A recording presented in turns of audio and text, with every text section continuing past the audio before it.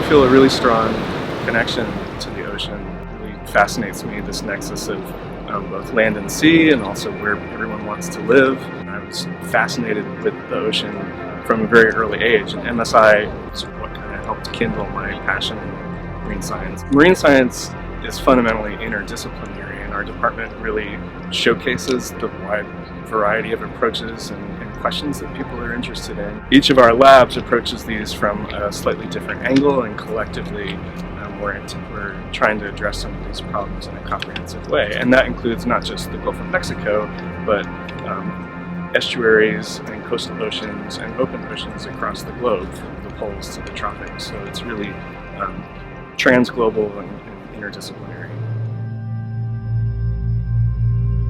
Because of the limitations and also the uniqueness of the place, the advantages, it allows you to pursue ideas which perhaps you wouldn't pursue if you were on a main campus. And it's almost like a little monastery where you're secluded away and you can think about novel ideas and pursue them. So I think it's a wonderful place to work. My name's Peter Thomas. I'm a professor here, and I study how hormones control reproduction in fish, but the same hormones actually control reproduction in mammals, including humans. So my work has relevance to human health as well.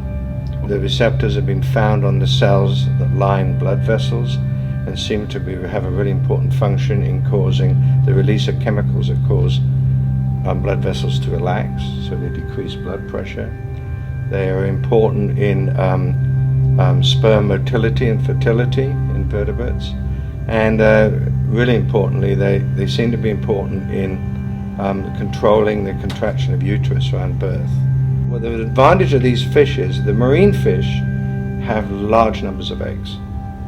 So and when we started our work, there really wasn't much work done on marine fish, so that's why we focused on that. There's been a tradition of using marine organisms as models to understand human health.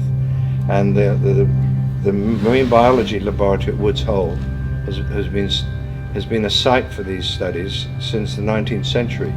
The pioneering studies, for example, on how a single fertilized egg develops into an organism, embryology, was done with sea urchin eggs. So there's been a tradition for doing that for a long time, and it's not perhaps so prevalent now, but my research is an example of that continuing tradition.